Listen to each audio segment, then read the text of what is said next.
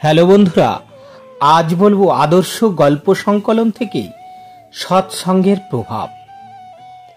তো বন্ধুরা, এই চ্যানেলে যারা নতুন, চ্যানেলটিকে সাবস্ক্রাইব করে সঙ্গে থাকুন নতুন নতুন ভিডিও পাওয়ার জন্য। সৎসঙ্গের প্রভাব কতটা এই গল্পের মাধ্যমে তুলে ধরব। আপনারা সৎসঙ্গ করুন, হরি কথা শুনুন, কৃষ্ণ কথা শুনুন, কীর্তনে যান, তাহলে দেখবেন জীবনে অনেক উন্নতি হয়েছে। তো শুরু করছি আজকের গল্পটি, আপনারা মন দিয়ে শুনুন। এক গভীর জঙ্গলে একদল ডাকাতের একটা আস্তানা ছিল। ডাকাতদের যে বুড়ো সর্দার ছিল, সে সবাইকে বলতো, ভাই সব, যেখানে সৎসঙ্গের কথা হবে সেখানে কোনোদিনও যেও না, তাহলে তোমাদের কাজ পণ্ড হয়ে যাবে।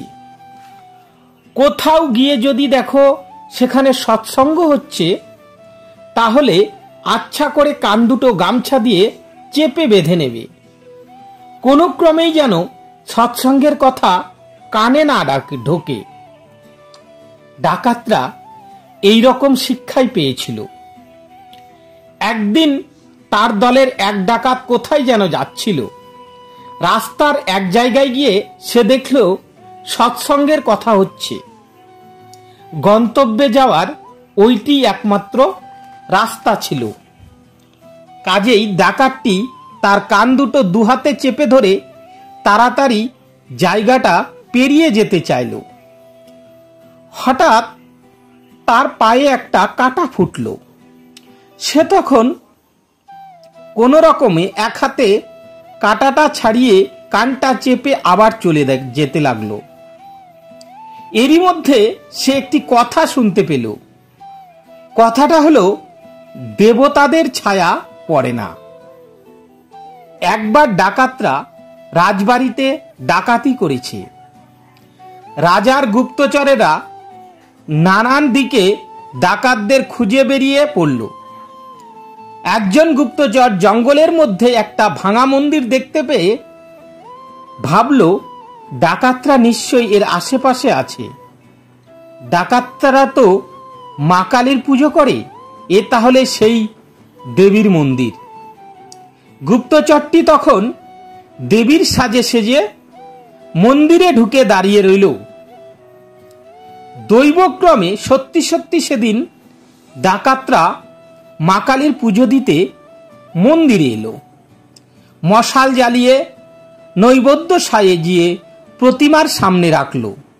দেবী তখন রেগে গিয়ে বলতে লাগলো, তোরা রাজবাড়িতে ডাকাতি করি, টাকা করি, ধনরত্ন সব নিজেরা খেয়ে ফেললি, আমার পুজোয় কিছুই লাগালি না, আমি তোদের শেষ করে দেব। ডাকাতরা এই কথা শুনে ভয়ে কাঁপতে লাগলো। তারা কাঁপতে কাঁপলে বলতে লাগলো, মা, আমাদের ক্ষমা করো, আমরা ধুমধাম করে তোমার পুজো করব। তারপর ডাকাতরা ধূপদীপ জ্বালিয়ে আরতি আরম্ভ করল। তাদের মধ্যে যে ডাকাতটা সেদিন সৎসঙ্গের কথা শুনে এসেছিল, দেবতাদের ছায়া পড়ে না, কিন্তু এর তো দেখছি ছায়া পড়েছে। এই কথা শুনে ডাকাতরা লাফিয়ে পড়ে গুপ্তচরকে ধরে ফেলল। তারপর বেদম প্রহার লাগালো। সে বেচারা মারধর খেয়ে কোনো রকমে পালিয়ে গিয়ে প্রাণ বাঁচালো। ডাকাতরাও সে যাত্রায় বেঁচে গেল। সৎসঙ্গের এক টুকরো কথার কি কম প্রভাব, তাহলে দেখলেন। তো বন্ধুরা, ভিডিওটি কেমন লাগলো? যদি ভালো লেগে থাকে লাইক, শেয়ার ও কমেন্ট করতে ভুলবেন না। আর এই চ্যানেলে যারা নতুন, চ্যানেলটিকে সাবস্ক্রাইব করে সঙ্গে থাকবেন। ধন্যবাদ সবাইকে। আজকের মতো এ পর্যন্তই।